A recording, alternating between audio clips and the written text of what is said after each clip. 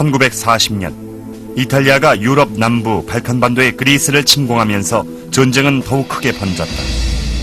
이탈리아는 새로운 로마 제국을 건설하겠다는 욕심과 국력을 강화할 목적으로 그리스 침공을 감행했다. 에피루스 북부 산악지대에서 양국 간의 교전이 벌어졌다. 이탈리아는 스스로를 현대적인 파시스트 국가라고 생각했다. 무솔리니는 탱크와 전투기로 무장한 이탈리아 군대를 보면서 만족스러워했다. 하지만 그건 그저 착각이었다. 실제 이탈리아는 산업 발달이 미비한 국가로 힘을 키우기 어려운 상황이었다. 이탈리아가 무모하게 벌인 그리스 침공은 시간이 지나면서 주축국 동맹을 약화시키는 결과를 가져왔다. 이탈리아의 지도자가 과시하던 이탈리아 병력이 기대치에 못 미쳤기 때문이다.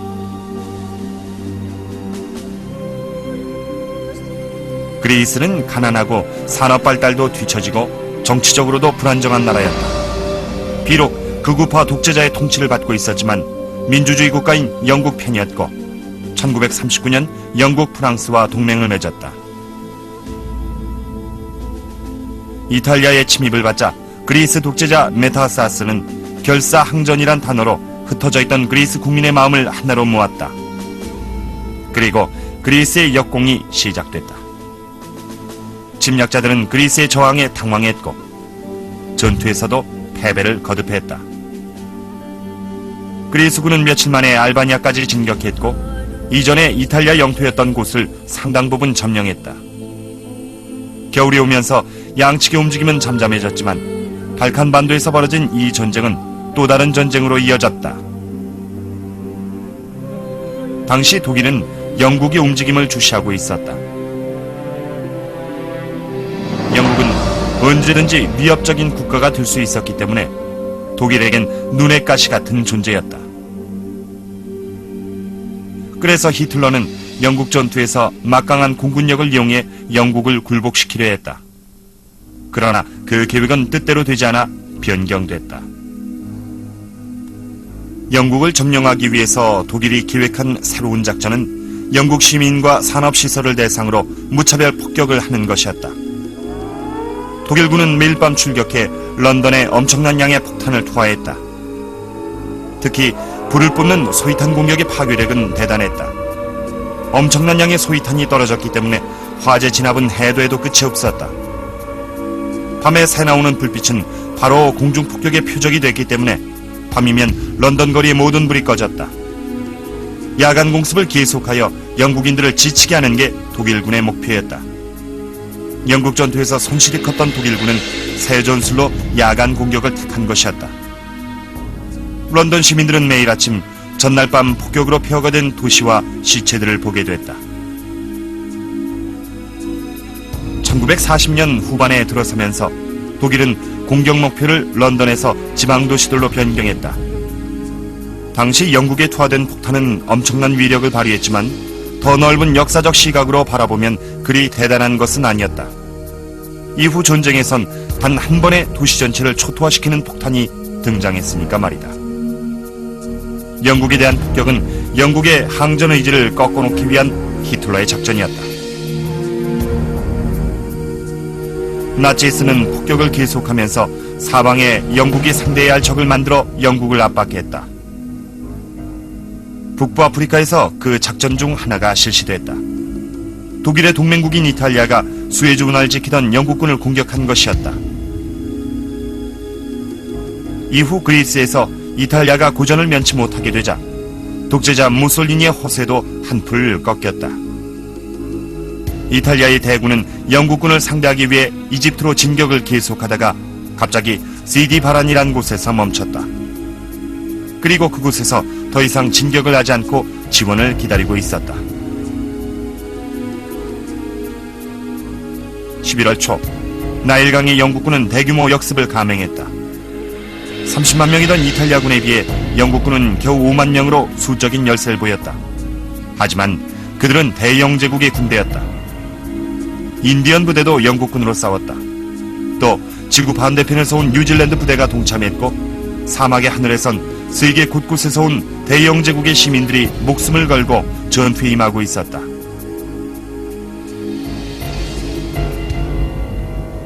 영국군은 막강한 탱크를 앞세워 황홀한 사막을 거침없이 진격해 나갔다. 2달 동안 영국군은 이탈리아 사단 9개를 전멸시키고 이탈리아군의 탱크와 무기를 파괴하면서 이탈리아군 13만 8천 명을 포로로 잡았다. 그 무렵은 영국이 공중폭격으로 인한 피해와 전투에서 계속된 퇴각으로 인해 자존심이 땅에 떨어진 시기였다. 그러나 끝없이 늘어선 이탈리아군 포로들을 보면서 영국군의 전의는 다시 살아나기 시작했다.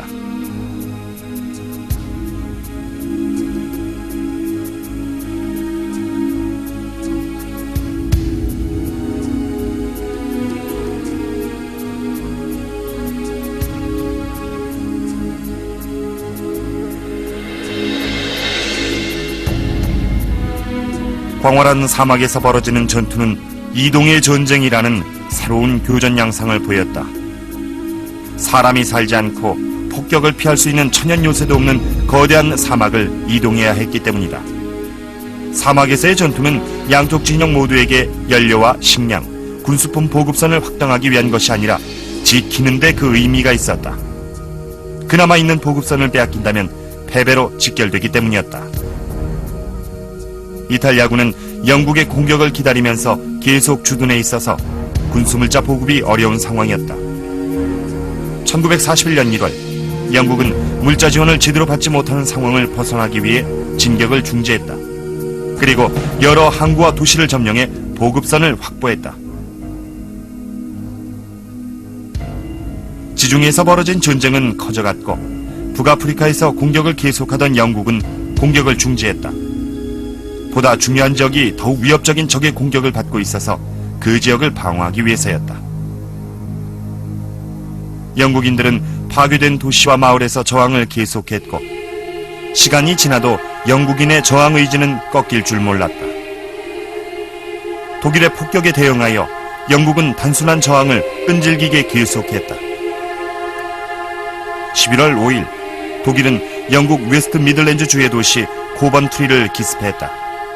이 기습으로 중세부터 도시의 중심이 되어온 성당을 비롯해 탱크와 전투기 엔진 같은 군수품을 생산하는 공장이 파괴됐을 뿐 아니라 거의 도시 전체가 초토화됐다. 무자비한 폭격으로 도시의 건물 7만 5천 채 중에 6천 채가 파괴됐다. 독일군 전투기 450대가 공격을 퍼붓지만 코번트리에선 겨우 전투기 120대와 대공포 40대로 맞섰다. 격추된 독일군 전투기는 단 한 대뿐이었다.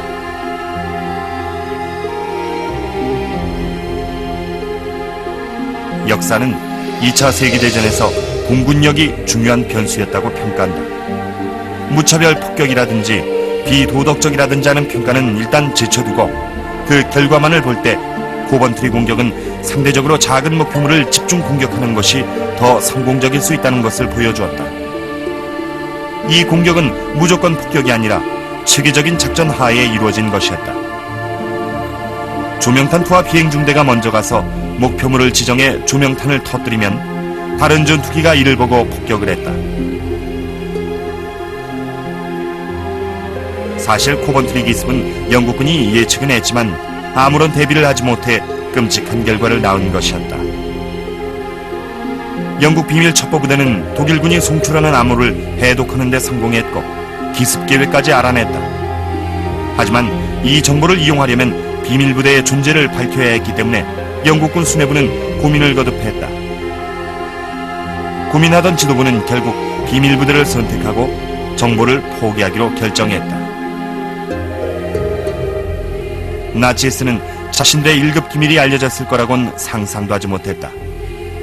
영국군은 정보를 포기하면서 군사 기밀은 유지하게 됐지만 수많은 시민이 희생된 것을 막을 수는 없었다. 코번트리 기습을 계기로 전쟁은 점점 더 무자비하고 잔인해져 갔다. 영국 공군은 코번트리의 복수를 계획했다. 영국은 독일에 반격할 방법이 없었다. 독일이 전쟁의 주도권을 쥐고 히틀러가 모든 것을 결정했기 때문이었다. 영국의 수상 윈스턴 처칠은 영국이 승리하기 위해서는 단순히 살아남는 걸로는 부족하며 보다 적극적인 대응이 필요하다는 걸 알았다.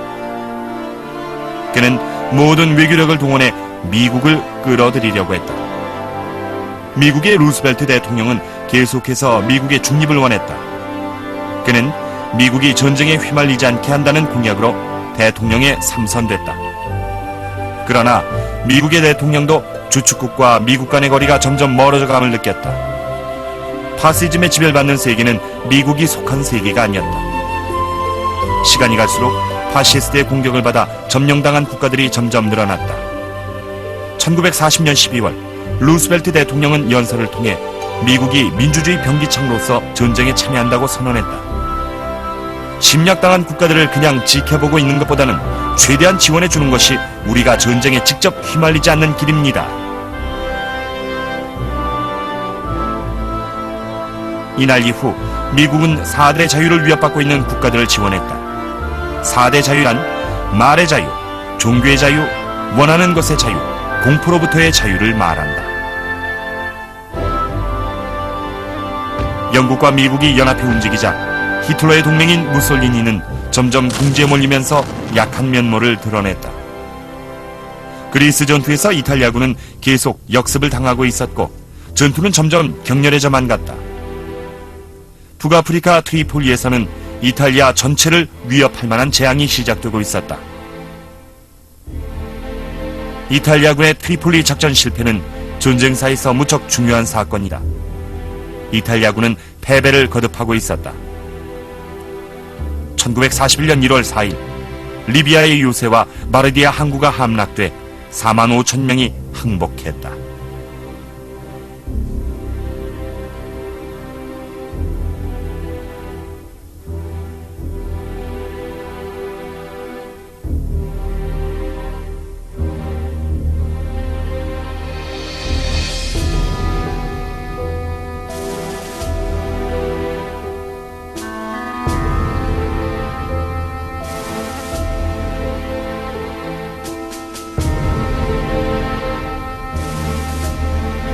(1월 13일) 아테네의 거리는 1000명이 넘는 이탈리아 정예부대를 무너뜨린 기쁨에 들썩이고 있었다. 전쟁의 흐름에서 멀리 떨어져 있던 아프리카에서는 케냐의 영국군이 이탈리아령 소말리아를 침략했고 이탈리아군을 무력화시켰다. 1월 22일 북아프리카에 도착한 호주 군대는 영국군에게 보급물자를 지원해 줬다. 이탈리아는 결국 퇴각할 수밖에 없었다. 전투를 치르면서 그리스 전역이 파괴됐다. 오랫동안 패배가 계속되자 이탈리아는 주축국 동맹의 지원을 요청했다.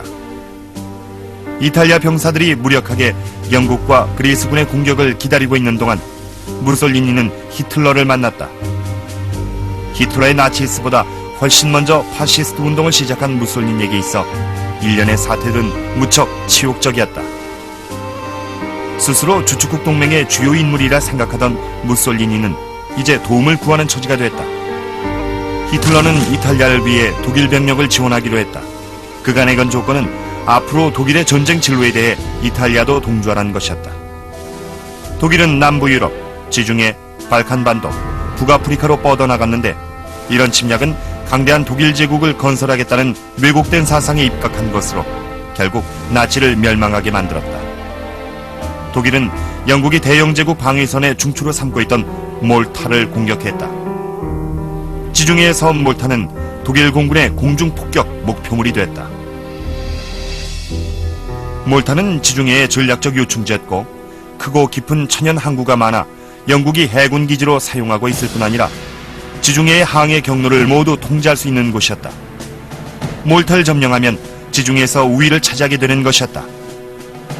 독일 공군은 몰타에 무자비한 폭격을 퍼부었다.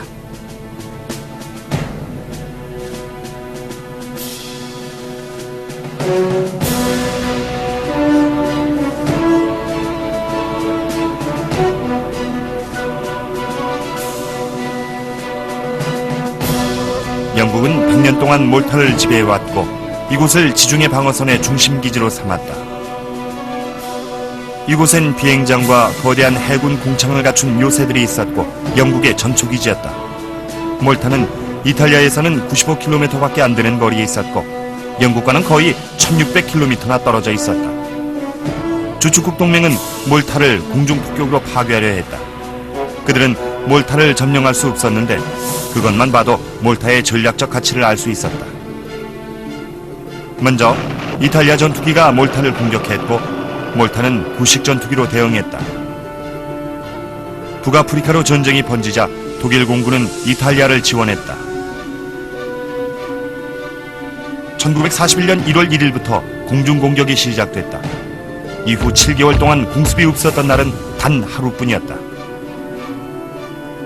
2달 동안 몰타에 투하된 폭탄의 양은 런던 폭격대의 2배였다. 공습 목표는 섬을 점령하는 것이었다. 쉴 새 없이 계속되는 폭격을 피해 25만 명이 넘는 몰타 주민들은 지하에서 생활했다. 주축국 공군의 봉쇄 때문에 영국은 보급선을 제대로 보유할 수 없었다. 포위 공격은 2년 반 동안 계속됐다.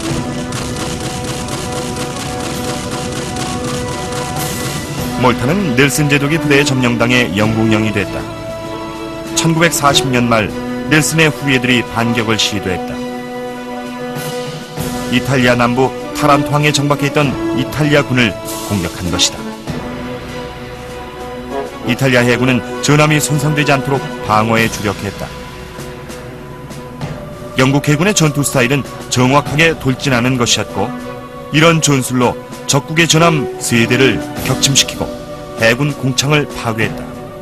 또 은밀하게 전장에 도착한 항공모함에선 어뢰 공격을 실시했다. 나중에 일본은 이 타란토 전투의 전술을 참고한다. 북아프리카 사막에서 계속된 전쟁은 곧 새로운 양상을 맞이했다.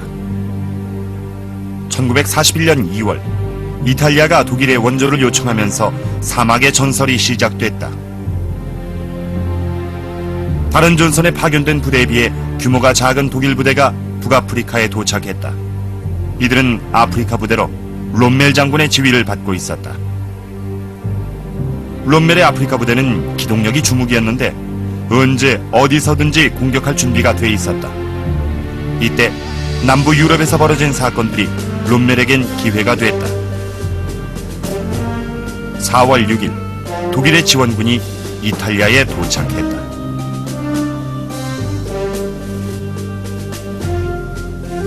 동시에 영국군도 그리스에 상륙했다. 이어서 독일의 최정예 부대이며 기동성이 뛰어난 전차부대가 독일의 동맹국 불가리아로 이동했다. 4월 6일 이 부대들은 그리스와 유고슬라비아에서 동시에 전격전을 펼쳤다. 이 작전은 엄청나게 빠른 시일 내에 침공을 완료했다는 점에서 주목할 만하다. 유고슬라비아는 독일의 전략으로 희생된 또 다른 나라였다. 독일이 목표물을 향해 가는 길목이었기 때문에 공격당한 것이다. 우왕좌왕하던 유고슬라비아는 9일 만에 함락됐고 100만이 넘는 군사들은 혼란에 빠졌다. 유고슬라비아의 다민족 군대는 크로아티아인과 무슬림 집단의 대립으로 제 역할을 하지 못했고 결국 나치스에 패배하고 말았다. 독일군 전사자는 151명뿐이었다. 독일군은 유고슬라비아를 지나 그리스로 향했다. 영국군이 그리스 전투에 더 많은 신경을 썼기 때문에 유고슬라비아는 제대로 지원을 받을 수 없었고 저항도 약할 수밖에 없었다. 독일군은 그리스에 도착한 지 3주도 되지 않아 영국군을 그리스 본토에서 몰아내기 시작했다. 기나긴 교전이 계속됐고 영국, 호주, 뉴질랜드 병사들이 남부로 퇴각하면서 위기에 몰렸다. 그러나 다시 한번 영국 해군이 나서 병사 5만 명을 구출했다. 마침내 그리스도 주축국 동맹의 점령하에 들어간 국가가 됐다. 처칠은 그리스 전투에서 저지른 실수가 영국 정부의 마지막 실수가 될 것이라고 말했다. 그리스에서 영국군이 범한 치명적인 실수는 다른 전장에서 싸우던 병력을 끌어온 것이었다.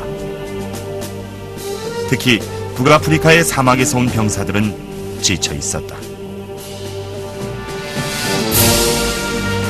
그리스에서의 전투는 단지 시작일 뿐이었다. 사막의 전투에서 주축국 동맹군은 거침없이 진격해서 수많은 영토를 점령하고 포로를 잡았다. 롬멜의 아프리카 부대는 사막에 도착한 지 며칠도 안 돼 곧 전투에 투입됐고 방어가 약한 영국군 후미를 공격했다. 기동력을 앞세운 아프리카 부대의 공격을 견디지 못한 영국군은 무너졌고 지휘관인 리처드 오코너 장군은 포로로 잡혔다.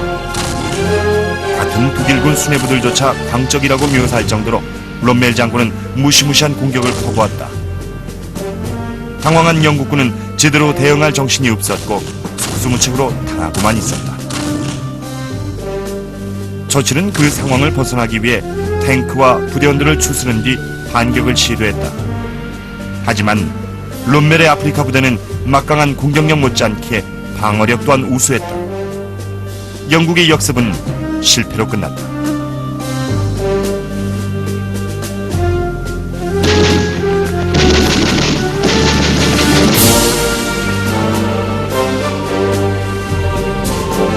영국군은 대각국대도 독일군의 다음 공격에 대비하느라 혼란스러웠다. 영국군은 당황했기 때문에 반격이 제대로 이루어지지 못했다. 공격이 실패하자 처칠은 중동 지휘관 웨이벌 장군을 해임하고 수뇌부 개편을 단행했다. 그 다음부터 영국군 지휘관들은 롬멜을 무너뜨리는데 전력을 쏟았다.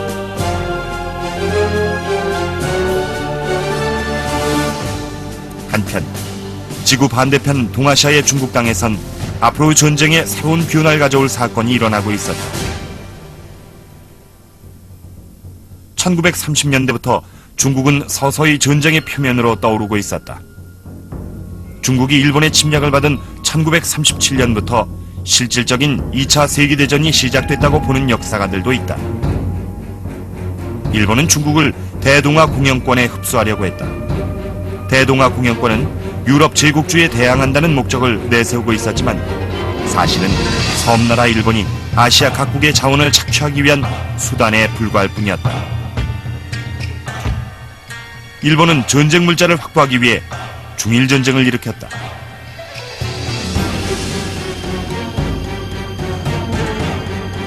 중국은 장개석이 이끄는 국민당과 마오쩌둥이 이끄는 공산당이 연합해 일본에 대항했다. 중국의 지배권을 놓고 치열하게 대립했던 두 당이 일본 침략에 맞서 연합을 했지만 그 기반은 불안하기만 했다.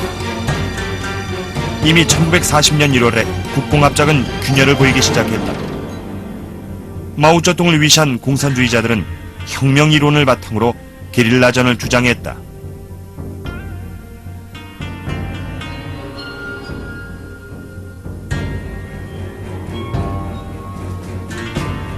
전쟁이 진행되는 동안 위교술의 전쟁과 말의 전쟁도 치열하게 벌어졌다.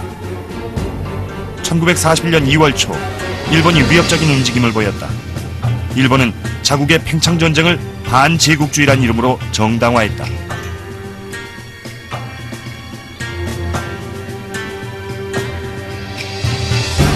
(2월 24일) 일본의 외무장관 토스리 마츠오카가 일본은 태평양 서부와 호주에 대한 자연권이 있다.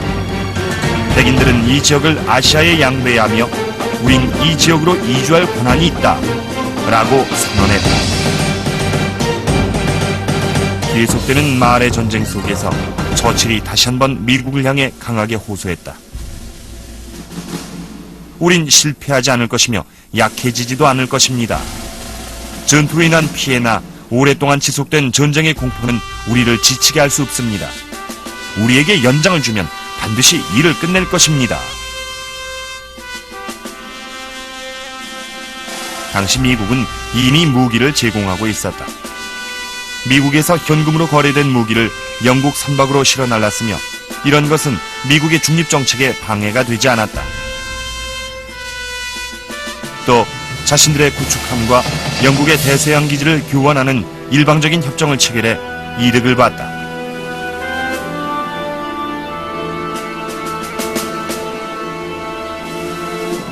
(1941년 3월) 미국은 좀 더 적극적인 지원을 시작했다. 이른바 무기 대여법을 제정했는데 이는 미국 방위에 필요하다고 인정되면 어떤 나라에라도 무기를 대여할 수 있도록 하는 법안이었다. 무기 대여로 인한 수입은 미국 산업에 큰 도움이 됐다. 미국은 무기 대여법을 제정함과 동시에 독일에 대한 모든 군수물자 공급을 중단했다.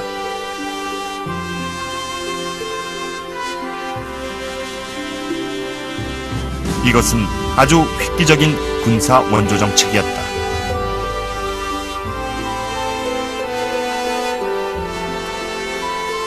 미국 정부와 국민들은 세계 민주주의를 수호하기 위해 자국이 나서야 한다는 것을 인식하기 시작했고, 군사 원조 정책으로 명분과 실리를 모두 챙겼다. 루즈벨트 대통령은 무기 대여법을 통해 민주주의의 병기창이 되겠다던 약속을 지키게 됐다. 미국이 전쟁 물자를 공급하는 동안 영국은 이용할 수 있는 사람의 능력을 최대한 끌어모았다. 여성의 힘은 영국의 전투력에 지대한 영향을 미쳤다. 영국 정부의 정책에 따라 이전까지 남성들의 영역이었던 산업과 운송 전 분야에 여성이 뛰어들었다. 남자만 하던 일에 갑자기 여성이 대거 투입되자 영국 남성들은 걱정 없이 군에 입대해 병력 증강에 도움이 됐다. 이 부분이 바로 나치의 약점이었다. 나치스는 여성이 할 수 있는 일이란 아이를 낳고 가정을 지키는 것뿐이라고 생각했기 때문에 산업 인력으로 동원하지 않았다.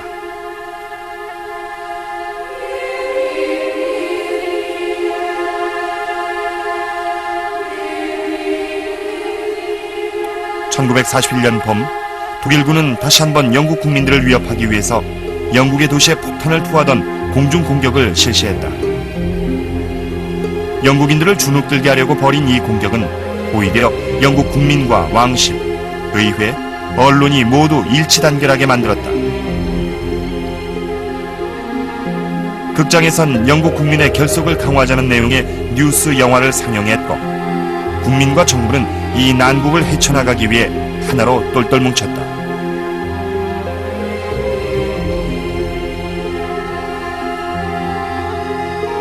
히틀러는 공중폭격으로 영국을 위협하려던 작전이 실패했음을 인정했다. 모두 아시다시피 공중폭격은 영국인들의 저항의지를 꺾는 데 별 효과가 없습니다. 주거지역을 공격하면 사람들은 공포감을 느끼게 되지만 의외의 결과를 가져올 수도 있습니다. 올해 안에 영국 경제에 타격을 줄 수 있는 선박과 항구를 목표로 폭격을 강화할 것입니다.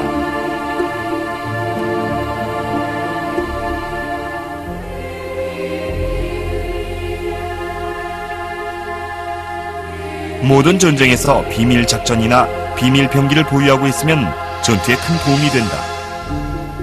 1941년 봄, 영국은 이탈리아와의 해전에서 비밀 병기를 사용했다. 영국 해군은 그리스 남부 해안으로 이탈리아 전함을 유인해 격침하는 데 성공했다. 이는 영국군이 독일의 비밀 암호를 해독할 수 있었기 때문에 가능한 일이었다. 작전을 세운 것은 최신 기술이었지만 전투 자체에서의 승리는 전통적인 해군의 힘 덕분이었다.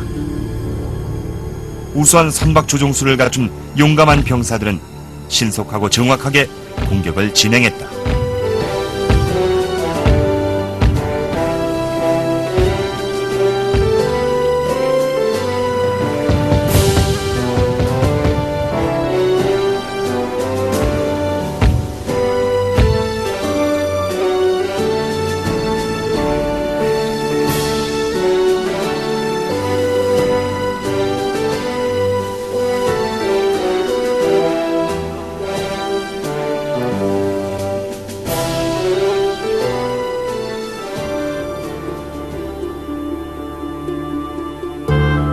(1941년 5월 10일) 전쟁사에서 가장 미스테리한 사건으로 꼽히는 일이 일어났다. 독일의 부총통 헤스가 혼자 스코틀랜드로 온 것이었다. 그는 자기의 운명은 영국과 독일 사이의 평화를 가져다 주는 것이라고 주장했다. 헤스는 영국에 화해를 제안했다. 하지만 영국은 이 제안을 거절했고 헤스 자신은 영국의 포로로 잡히는 신세가 됐다.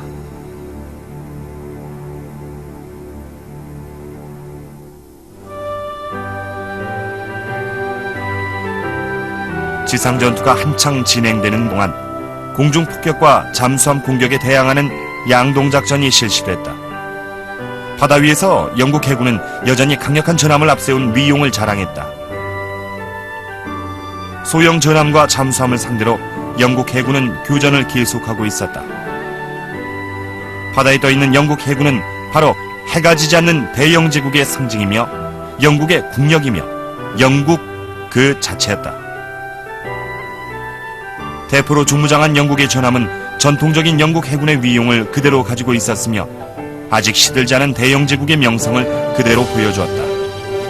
그 중에서도 18세기 영국 해군 제독의 이름을 따서 붙인 전함 후드호는 영국 해군의 상징이라고 할 수 있었다.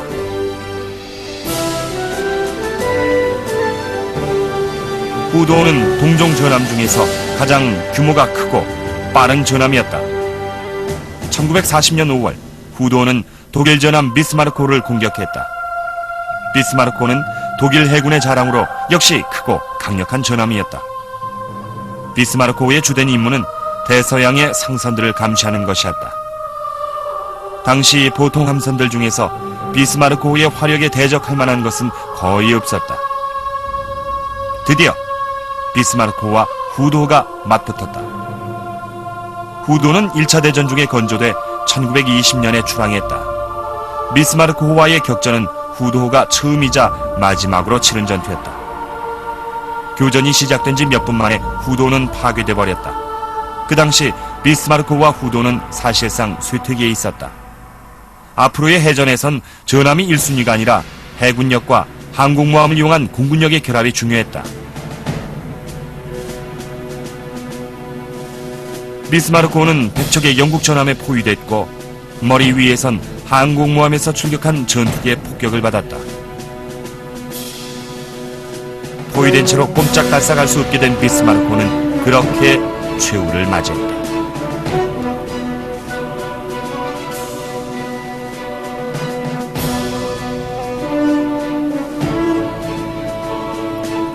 한편 그리스 본토에서 영국과 그리스군을 몰아낸 독일군은 남부전선을 정비했다. 1941년 늦봄 독일군의 유일한 장애물이 남아있었는데 그건 바로 크레타 섬이었다. 크레타 섬이 연합군 수중에 들어갈 경우 주축국 동맹에겐 큰 위협이 될 수 있었다. 5월 22일 독일군은 매우 독특한 작전을 이용해 크레타 섬을 급습했다. 크레타 섬 전투는 역사상 공중수송부대만으로 승부를 낸 유일한 전투였다. 5월 22일 크레타 섬의 상공은 낙하산으로 가득했다. 1941년 당시 낙하산 부대는 최신 기술력과 인간의 용기가 결합된 미래의 군인으로 평가받았다. 낙하산 부대원은 일반 병사들과 군복도 달랐고 스스로를 강도 높은 훈련을 받아 정신력으로 무장한 엘리트라고 생각했다. 레이더의 중요성이 아직 본격적으로 인식되지 않았던 2차 대전 당시 전투기의 공격력은 매우 높았다. 하늘에서 사람이 직접 내려오는 낙하산 부대는 민간인과 군인들에게 공포심을 주었고 요새를 점령하는 데 큰 역할을 했다. 2차 대전 당시 일반 보병들은 소총 하나로 무장했고 아무런 도움 없이 낙하산에 매달린 낙하산 부대원들은 목표물을 향해 정확하게 이동했지만 속도는 느렸다. 독일의 낙하산 부대는 공군 소속으로 자체 수송기를 보유하고 있었다. 이들은 낙하산이라는 이동수단을 이용해 전투를 승리로 이끌었다. 이들의 승리는 실로 대단한 것이었고 독일의 크레타 공격은 대담하고 체계적인 이 작전 덕에 성공을 거두었다. 독일은 크레타를 키프로스 공격기지로 삼을 계획이었다. 그리고 키프로스에서 레바논과 팔레스타인을 공격해 영국의 석유 공급과 수에즈 운하 이용을 위협하려고 했다. 롬멜이 이끄는 아프리카 부대가 대대적인 협공작전을 벌였다.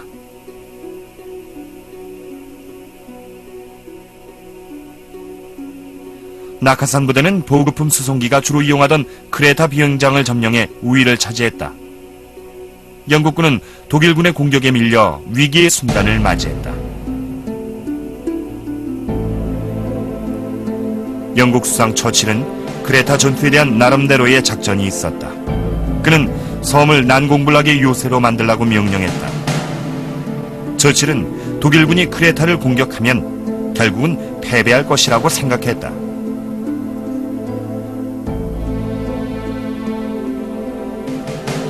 독일군과 전투를 벌인 대규모 주둔군은 여러 부대가 뒤섞여 있었다. 급조된 이 부대는 소총 하나에 의지한 채 제대로 대형을 맞추지도 못했고 곧 그리스 본토에서 퇴각해야 했다. 독일군의 첫날 공격은 무시무시했다. 낙하산 병들이 영국군 머리 위에서 떨어져 내렸다. 격렬한 교전이 진행되면서 처칠이 예상했던 승리가 눈에 보이는 듯 했다. 하지만 교전 막바지 독일의 공격력이 더욱 강화되면서 영국군이 오히려 수수에 몰리게 됐다. 전멸 위기에 빠진 영국군은 해군의 도움으로 크레타를 탈출할 수 있었다.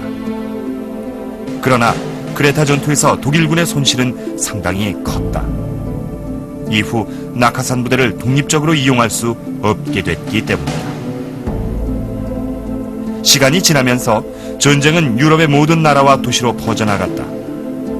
사방은 혼란으로 가득했고 승리를 위한 격렬한 전투가 연일 계속됐다. 하늘과 땅, 바다가 모두 전쟁터였다.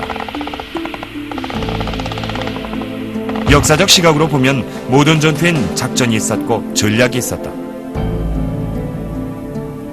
히틀러의 나치즘이 태동하던 무렵 국가 사회주의는 과거를 설명하고 그를 통해서 미래를 예측하는 역사의 이론이었다. 히틀러는 국가 사회주의가 동유럽에서 소련 공산주의를 무너뜨릴 것이라고 봤다. 그는 열등한 슬라브인을 몰아내고 우수한 독일인의 생활권을 넓히기 위해 동부로 진격했다. 소련과의 전쟁을 필연적이라고 생각한 히틀러는 그 어떤 타협도 있을 수 없다고 주장했고 나치즘과 공산주의는 극도로 대립했다. 그러나 1939년 체결된 두 나라의 동맹은 세계를 놀라게 했다. 히틀러는 이 동맹을 통해 폴란드를 자유롭게 공격할 수 있었으며 다른 전선은 신경 쓰지 않고 오직 서부 전선에서의 전투에만 집중할 수 있었다.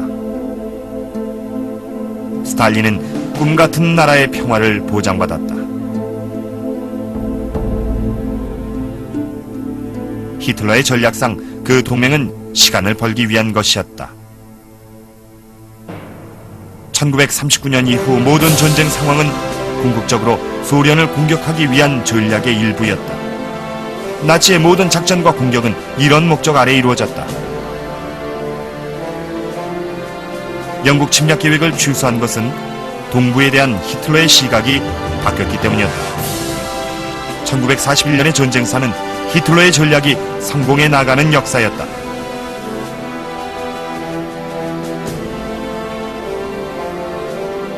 (1941년) 한 해 동안 독일은 소련 국경 근처에 대규모 병력을 배치했다. 히틀러가 동부에 눈을 돌려 모든 병력을 집중시키자 상대적으로 다른 전선에서는 독일군의 압력이 줄어들었다. 스탈린은 자국의 군대를 서열하면서 소련은 안전하다고 믿었다. 소련군은 세계에서 가장 많은 탱크를 보유하고 있었으며 여러 가지 무기와 병사들의 수 또한 많아서 강해 보였다. 소련은 히틀러와 맺은 독소 불가침 조약이 성실하게 이행될 거라고 믿었다. 전쟁 전 스탈린은 반체제 인사라고 생각되면 누구든지 제거해버리는 대대적인 숙청 사업을 벌였다. 이 숙청으로 죽은 사람들 중엔 우수한 장교들이 많아서 당시 소련군엔 제대로 전쟁을 치를 만한 장교들이 없었다. 소련군 부대에는 공산주의에 대한 충성심을 확인하기 위해 정치가인 인민위원들이 항상 함께했다. 스탈린은 영토를 확장하겠다는 욕심에 사로잡혀 있었고 독일과 약속한 대로 폴란드 영토 절반을 합병한 뒤 군사를 배치했다. 소련군은 지도를 보고 주변의 지형을 고려해 군사를 배치하는 기본적인 것도 하지 않았다. 아무 생각 없이 전진하면서 눈에 띄는 대로 참호를 파고 무조건 서부 국경을 따라 군대를 주둔시키기만 했다. 1941년 6월 전쟁이 다가오고 있음이 분명해졌다. 소련은 영국으로부터 독일군이 동쪽으로 이동 중이란 경고를 받았다. 독일군은 3,600만 병사와 탱크 3,350대, 전투기 2,000대를 앞세워 독소 전선을 향해 진격했다. 스탈린은 배신자 히틀러가 실제로 공격을 시작할 때까지 그 사실을 믿지 않았다. 6월 22일 새벽 4시, 세계 역사상 가장 대규모인 병력이 소련을 향해 진군하기 시작했다. 히틀러는 중세 독일 제국의 장군 이름을 따서 작전명을 바르바로사로 명명하고 소련 정복의 첫걸음을 시작했다. 바르바로사 작전은 세 군데에서 일제히 소련으로 진격하는 것이었다. 북부군은 해안을 따라 이동하며 발트 3국을 거쳐 레닌그라드로 진격했다. 막강한 공격력을 자랑하는 중부군은 주력 부대로서 소련군이 철저하게 방어하고 있는 수도 모스크바를 파괴하러 나섰다.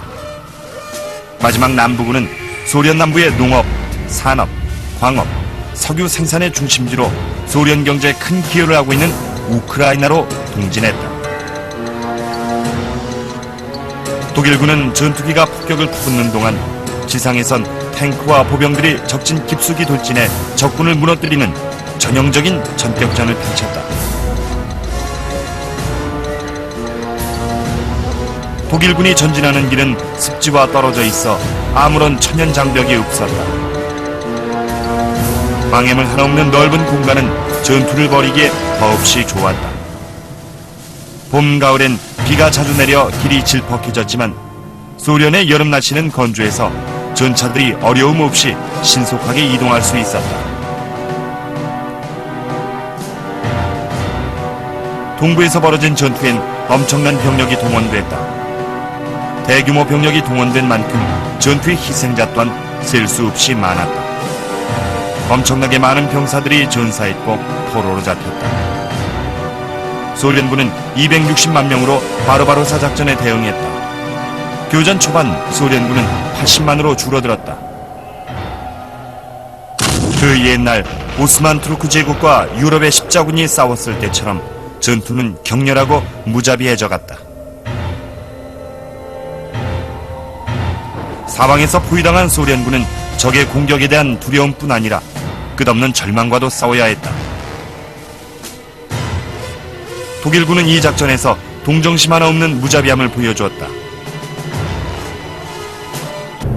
그들은 소련군 전체를 무시했다. 소련 인민위원들은 우선적인 저격 목표가 됐다. 독소전쟁 동안 독일군은 총 570만 명의 소련군을 포로로 잡았다. 독소전쟁의 전사자는 330만 명에 달했다. 하지만 소련인은 적에 대한 두려움보다는 스탈린에 대한 두려움이 더욱 컸다. 전투에서 패배한 장교들은 반역자로 몰려 총살됐다. 그래서 소련 장교들은 패할 것 같으면 반격을 시도해 살아남기보다는 그대로 전멸되기를 기다리는 경우가 많았다.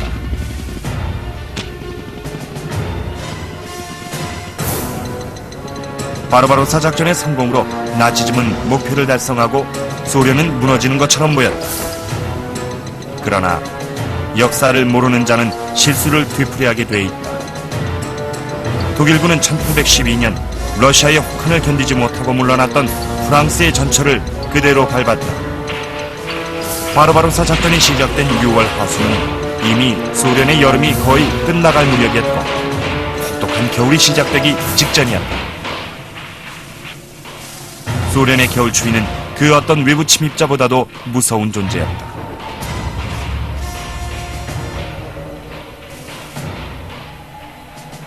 역사가들 사이에서는 남부 유럽에서의 전쟁이 바르바로사 작전 실행 시기를 늦춘 것인지 의견이 분분하다. 바르바로사는 히틀러의 꿈이요 희망이었다. 예상치 못했던 소련의 겨울 혹한을 맞이하게 되면서 독일군은 모든 것이 꼬이기 시작했다. 문제가 생기면 재빨리 대안을 찾아내야 한다. 하지만 히틀러의 400만 대군은 그대로 전진을 계속했다. 북아프리카에서는 롬멜의 부대가 이들의 지원을 기다리면서 이집트 진격을 준비하고 있었다. 하지만 독일군 병력 대부분이 소련에 발이 묶여 있어 롬멜은 지원군을 거의 받지 못했다. 롬멜은 영국군을 압도하는 병력을 보유하고 있었고 그가 승리했다면 영국과 평화를 유지할 수 있었을지도 모른다. 독일은 심사숙고해서 작전을 결정하지 않았고 1941년 9월 히틀러의 군대는 무조건 동부로 진격했다. 앞으로의 대비책은 전혀 준비하지 않은 상태였다. 독일군은 반드시 승리할 거란 확신을 가지고 진군했다. 한 달 뒤 겨울을 날리는 첫눈이 내렸다.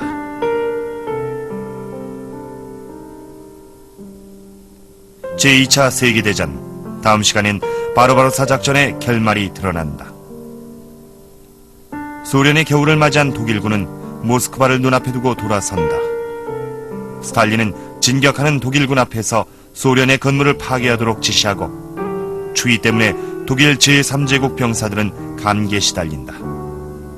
미국이 전쟁에 참여하게 되자 노병 메가더 장군은 다시 한번 국가를 위해 봉사한다. 이때부터 미국은 적극적으로 참전하기 시작하고 미국 해군은 북대서양에서 독일군 유보트와 교전을 벌인다. 독일군이 별다른 공격을 하지 못하자 전쟁은 정체 상태로 들어간다. 스탈린은 서방 동맹 국가들에게 제2의 전선을 형성해야 한다고 주장한다. 한편 일본은 유럽으로부터 아시아를 지킨다는 명분으로 침략 전쟁을 계속한다. 미국 대통령 루스벨트는 평화 유지를 위한 마지막 방편으로 일본 천황 히로히토와 직접 대화한다. 지도자들이 평화를 논의하고 있는 동안 일본 군대는 비밀리에 하와이 진주만의 미군 기지로 접근한다. 미군 기지를 공격해 태평양 전쟁에서 미군을 무력화시키기 위한 것이다. 일본의 기습이 시작되고 루스벨트 대통령은 이날을 치욕의 날이라고 선포한다. 미군 전함이 정박해 있는 동안 일본 전투기가 아침 하늘을 가르고 나타나 대규모 공습을 벌인다. 일본 제국은 이 기습에 사활을 걸고 맹공을 퍼붓는다. 단시간 내에 승부를 결정져야 할 전투였기 때문이다. 같은 날 독일이 미국에 대해 전쟁을 선포하고 나치와 일본 제국은 같은 운명의 길을 걷게 된다.